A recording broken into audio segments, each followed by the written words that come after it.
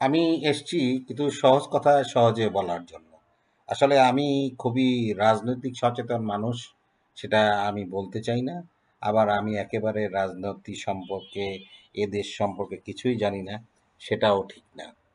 তো আমাদের বিরোধী দলীয় নেতা জনাব ফখরুল ইসলাম আলমগীর ভাই, তিনি একজন বর্ষিয়ান রাজনীতিবিদ। তিনি রিসেন্টলি তার একটা বক্তৃতায় বলছেন যে এদেশের মানুষ রাজনীতি বোঝে না, এদেশের মানুষ সংস্কার বোঝে না, এদেশের মানুষ শুধু দুবেলা ভাত আর একটা লুঙ্গির জন্য লড়াই করে। আসলে এটা চরমভাবে হাস্যকর।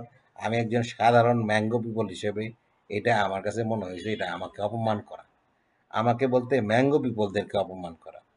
এই দেশের মানুষ যদি রাজনীতি না বুঝবে, এই দেশের মানুষ যদি সংস্কার না বুঝবে, তাহলে এই দেশের যে রাজনৈতিক সংগ্রামের যে আন্দোলন, ১৯৫২ সালের যে আন্দোলন, ১৯৬৯-এর যে গণ অভ্যুত্থান, ১৯৭১-এর যে মহান মুক্তিযুদ্ধ, ১৯৯০-এর যে স্বৈরাচার বিরোধী আন্দোলন, তারপরে এই যে ২০২৪-এর যে গণ অভ্যুত্থান হইল রিসেন্টলি, এগুলো কি? এগুলো সাধারণ মানুষ করে নাই?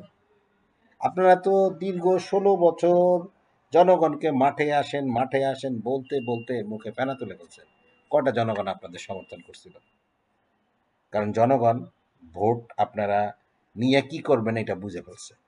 কারণ আপনারা ২ টার্মে ক্ষমতায় ছিলেন এবং আপনারা কি করছেন এটা আমরা সবাই জানি। আমরা সবাই জানি এবং আমরা এটাও বুঝতে পারি যে ভবিষ্যতে আপনারা কি করবেন। মানে অনুমান করতে পারি। আপনার তারেক ভাই অনেকদিন ধরে বিদেশে আছেন। তিনি ওই দেশের কালচারের সাথে মিশে অনেক নতুন কিছু শিখেছেন এবং ওনার কথায় আমরা তার প্রমাণ পাই। কিন্তু তারেক ভাই যতই ভালো মানুষ হন না কেন, তিনি যতই নৈতিকতার কথা বলেন না কেন, আপনারা যারা দেশে আছেন, যারা এই যে ধরেন যে শেখ হাসিনা পলায়নের পরে বা শেখ হাসিনার পতনের পরে এই যে আপনাদের ঘাট, মাঠ, হাট এগুলা যে দখল, এগুলা কি আপনারা অস্বীকার করতে পারেন? আমার ইউনিয়নে আওয়ামী লীগ যারা করতো তারা প্রত্যেকে ২০ থেকে ৩০ হাজার টাকা দিয়ে তার এলাকায় আপনার থাকতেছে। আমার শ্বশুরবাড়ির এলাকায় আপনার প্রত্যেকে মনে করেন যে বালু ফেলতে, আমি যদি বালু ফেলতে চাই তাহলে আমাকে স্থানীয় বিএনপি লিডারের সাথে কথা বলতে হবে।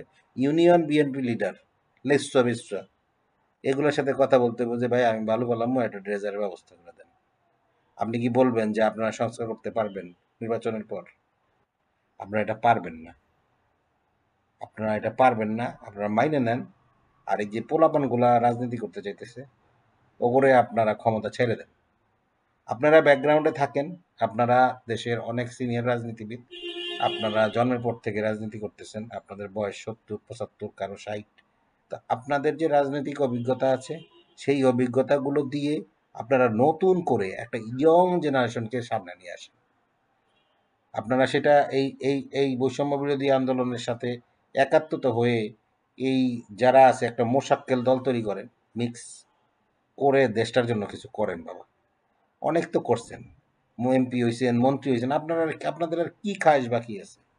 এমপি মন্ত্রী হইলে কি হইব? আর কটা টাকা কামাইবেন, এই তো। আর নাইলে নাই এরও টাকা। একটু জনগণের কথা চিন্তা করেন। আমরা যারা এই ম্যাঙ্গো পিপল, আম জনতা আছি, আমার জন্য একটু চিন্তা করেন। এইবার আমার জন্য একটু কিছু করেন।